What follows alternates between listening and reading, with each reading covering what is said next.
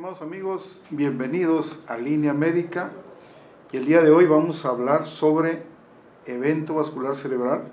Está con nosotros el doctor Jorge Ricardo Solís Mijangos, quien es especialista de medicina interna y en neurología. Tiene dos especialidades, la hizo en el Centro Médico La Raza en la Ciudad de México. Bienvenido, doctor.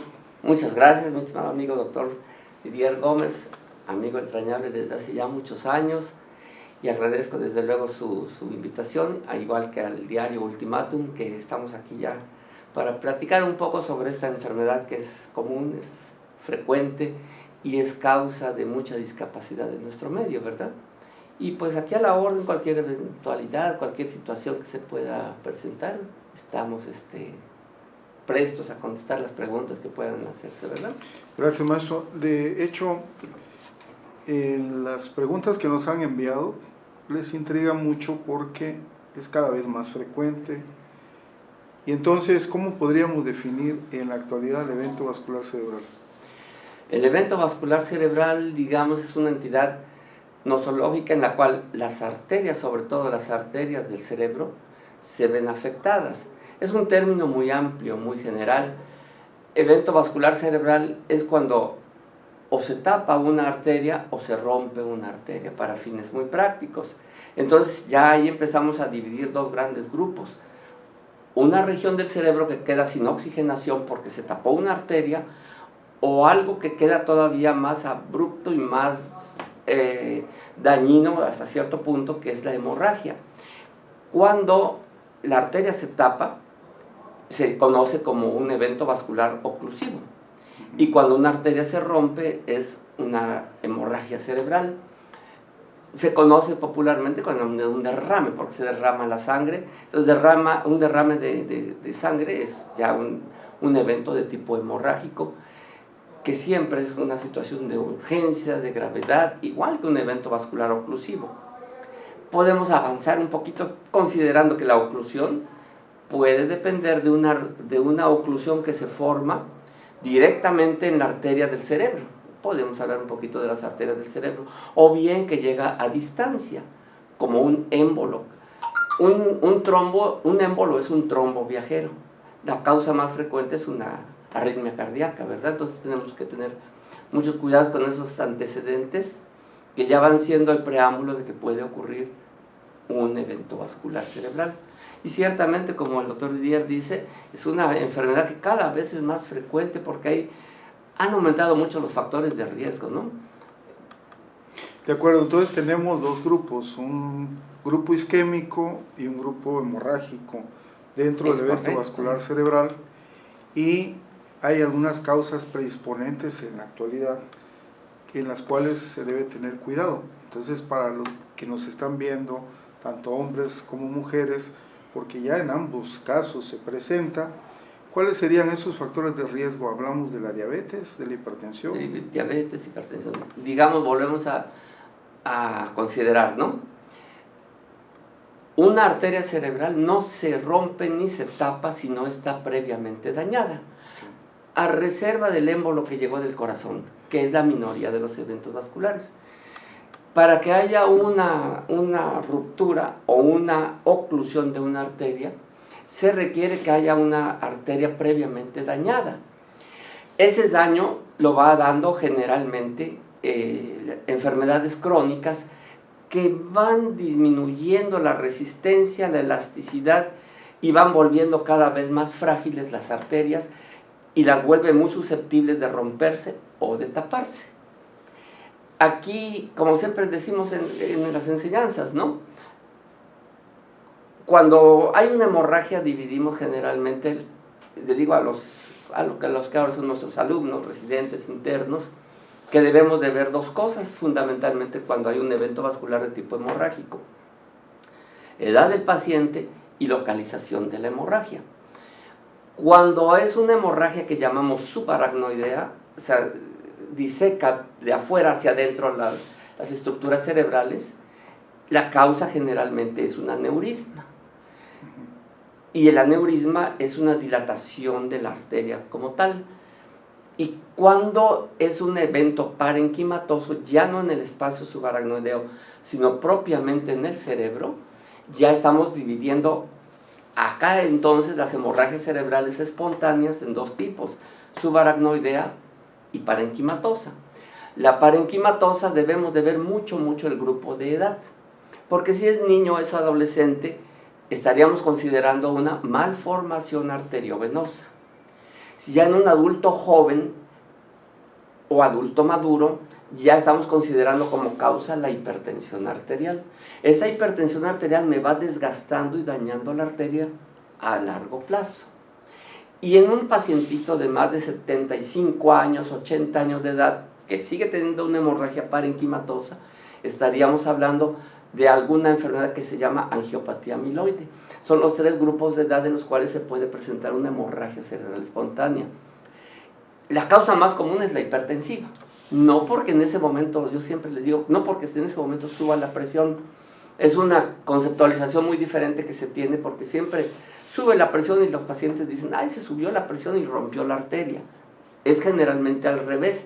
Se rompe la arteria, aumenta la resistencia vascular a nivel cerebral y entonces por ende sube la presión arterial. Y muchas veces cometemos el error de considerar que la presión arterial a corto plazo hizo el daño. Y es al revés, la presión arterial subió, no sé si me estoy dando a explicar acá, que la presión arterial muchas veces estamos sobredimensionándola.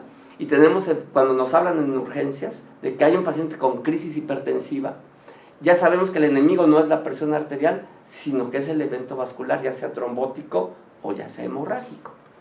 Pero, contestando la pregunta que me decías, ya me extendí un poquito, sí, los principales factores de riesgo en la edad adulta media, hipertensión arterial y colesterol, hipercolesterolemia, pues, triglicéridos y la diabetes mellitus. Hipertensión arterial y diabetes son los que van a la punta como los principales factores de riesgo.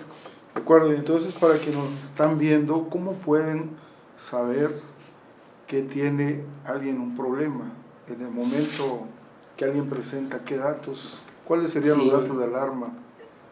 Esa pregunta también es muy importante. El cerebro no duele, entonces muchas veces el paciente comienza a presentar sintomatología por pérdida de la función, alguna de las funciones cerebrales.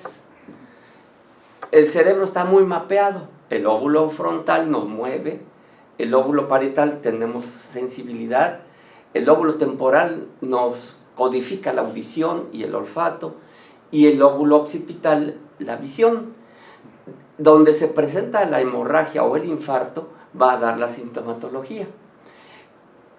Entonces comienza a ocluirse una arteria y a veces el paciente presenta, vamos a hablar, separarlo, el evento vascular de tipo trombótico muchas veces comienza a dar sintomatología previa con lo que llamamos isquemias cerebrales transitorias, en la cual el paciente ya comienza a tener debilidad de repente y empieza a presentar alguna eventualidad de una pérdida de la función. A veces es muy abrupto, dura media hora, 3/4 de hora a lo mucho, y se instala en forma completa la oclusión de la arteria. Al presentarse ya la oclusión de la arteria, una zona queda sin irrigación. Al haber esa zona sin irrigación, ya comienza a sufrir, pero rápidamente, en menos de 3 minutos el paciente ya tiene lesiones muchas veces importantes. Y dependiendo la zona de lesión, es donde se presenta la sintomatología. La mayor parte de las veces son debilidades en una mitad del organismo. Generalmente, por alguna razón explicable siempre, el infarto cerebral me va a dar participación de las arterias del lado izquierdo del cerebro con sintomatología del lado derecho. Esto sucede porque a nivel cerebral la información que tenemos en el lado izquierdo del cerebro codifica la función del lado derecho y viceversa. Casi siempre la mayor parte de eventos vasculares son del lado izquierdo y presenta alteraciones del lado derecho. Debilidad, dificultad para hablar, comienza a haber una interrupción de un lenguaje correcto y puede o no a veces estar asociado a un dolor de cabeza. Ese dolor de cabeza o cefalea le llamamos, la mayor parte de las veces es por hemorragia, pero hemos visto hemorragias que no generan dolores de cabeza. De tal forma que el tratamiento no lo debemos de hacer a ciegas. Debemos de tener elementos para decir, ¿es hemorragia o es infarto cerebral? Y podemos hacer un desglose ahorita. Ese desglose es que el estudio que usamos generalmente, o sea, tenemos un cuadro clínico que podemos ampliar de acuerdo a las necesidades de la plática, pero ese cuadro clínico generalmente lo tenemos que sustentar con un estudio, con una tomografía de cráneo simple. Es el estudio que me permite ver correctamente el cerebro.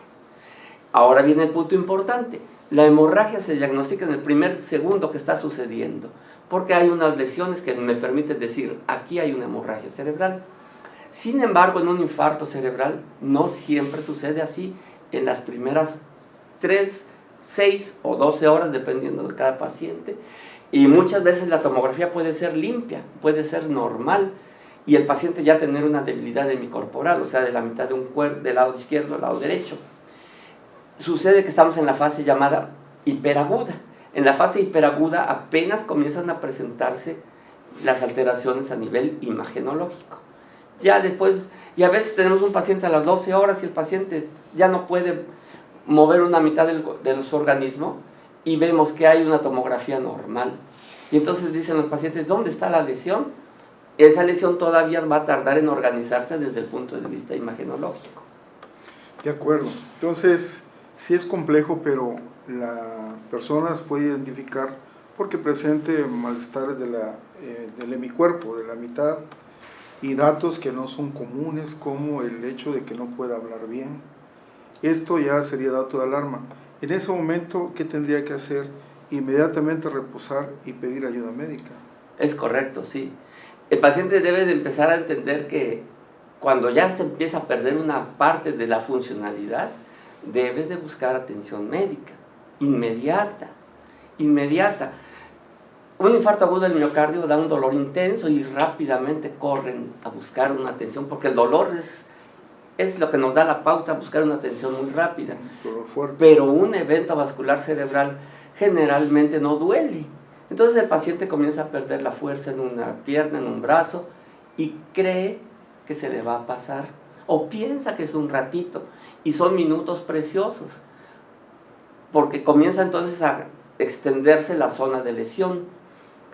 Alrededor de la zona de lesión tenemos una zona de inflamación, entre comillas, que se le llama o le llamamos zona de penumbra, que es la que tenemos que ir a rescatar para que el paciente, si se atiende rápido, tenga menos secuelas, sea una recuperación más rápida, tenga menos complicaciones y vaya, empezar el manejo rápido con antiedema cerebral o con anticonvulsivos, porque 20% pueden convulsionar. Nos da la pauta hacer actuar rápido, ¿verdad? Fíjense que le voy a hacer una pregunta, digo, sabiendo que usted es internista y luego es especialista en neurología y de muchísima experiencia. Hemos tenido oportunidad de platicar desde que yo era médico interno de pregrado, yo ya lo conocía a usted con muchísima experiencia clínica y luego todos los estudios que ha hecho. ¿Cuáles serían las medidas preventivas? ¿Qué es lo que debe hacer la juventud que nos está viendo ahora para evitar este tipo de problemas? Porque ahora hay más factores de riesgo que antes, como es una alimentación que no es completamente nutritiva. Es correcto también. Siento yo que ahí podemos desglosarlo en 3 partes, 3 puntos importantes. Lo que podríamos llamar sus hábitos cotidianos, ¿no? Dejando a un lado también lo que son los alimentos. Hábitos cotidianos, que el paciente se estresa, se enoja, aumenta la irritabilidad, consumo de digamos, sustancias tóxicas, aunque no siempre sean drogas, pues, o son drogas, pues, pero no estupefacientes, ¿no? Alcohol, cigarro. El alcohol y el cigarro sabemos perfectamente bien que a largo plazo vamos creándonos el futuro con los malos hábitos, ¿no? El paciente cuando fuma un cigarro, cuando todavía no es paciente, cuando está joven, siente que nada le va a hacer daño, que fuma, que bebe licor, y todo eso va dañando las arterias, ¿no?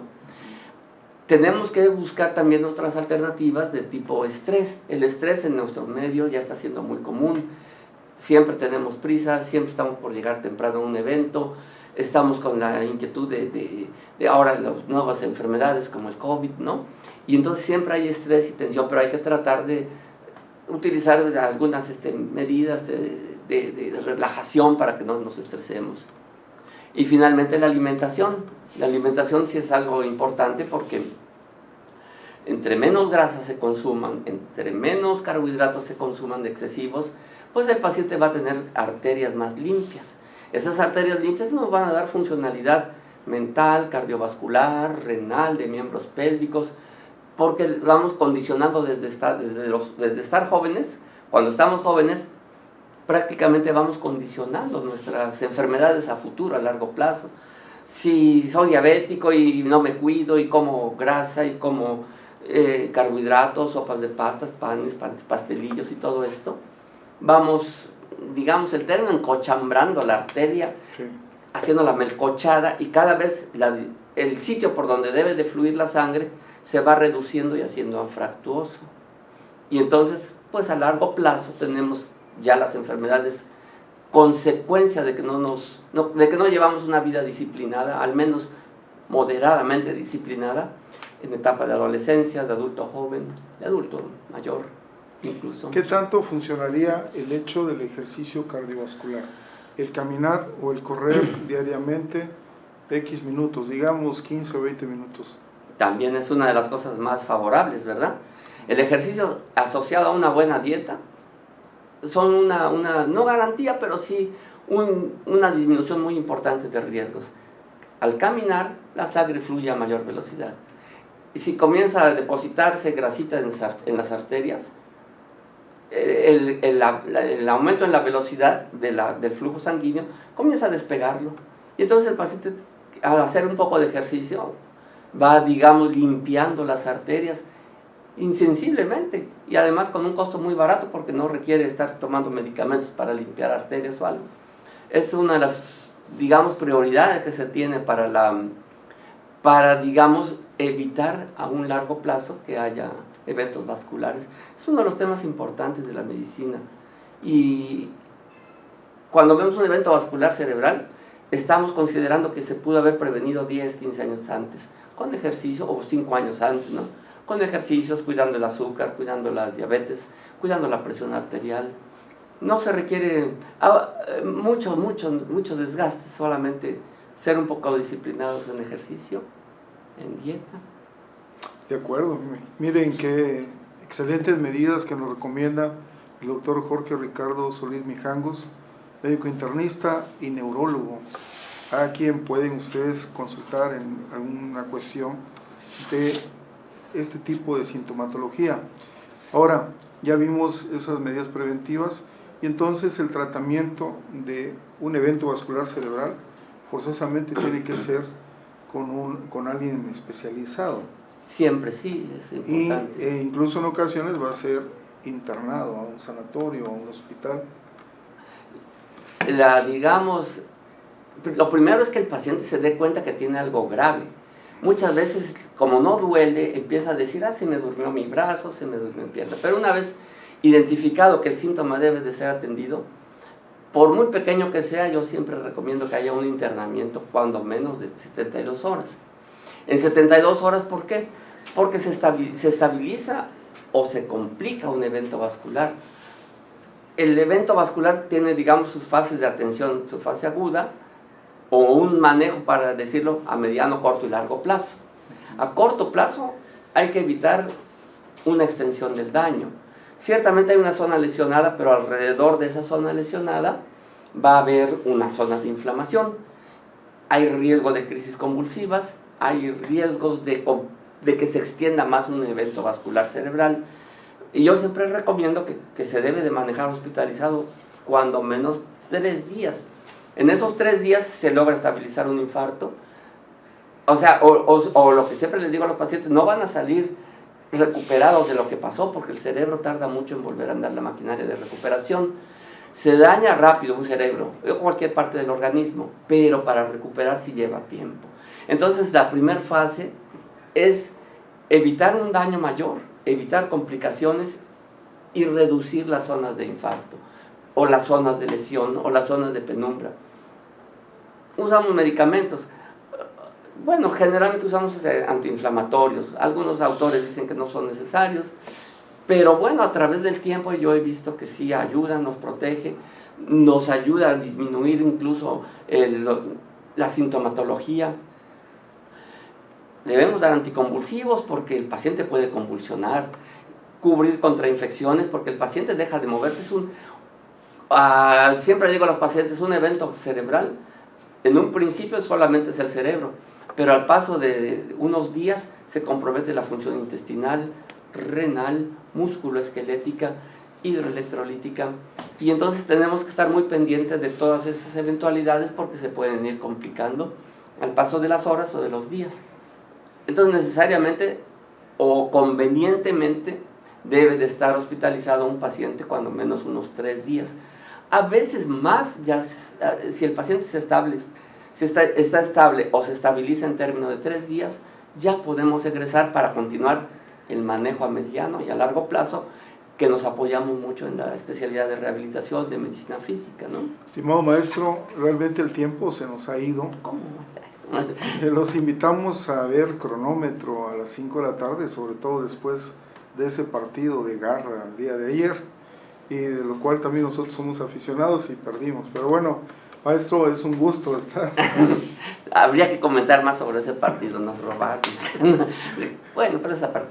Muchas gracias a Didier Gómez, el doctor Didier Gómez, buen amigo, buen maestro, porque los alumnos enseñan mucho más que los maestros a los alumnos, y siempre con una amistad entrañable. Y al diario Ultimátum también mis agradecimientos, y que ojalá sea el primero de una serie de, claro que sí, de pláticas más. Por Hay supuesto, muchas enfermedades importantes. para que platiquemos. Bueno, muchísimas gracias. Nos vemos en Línea Médica.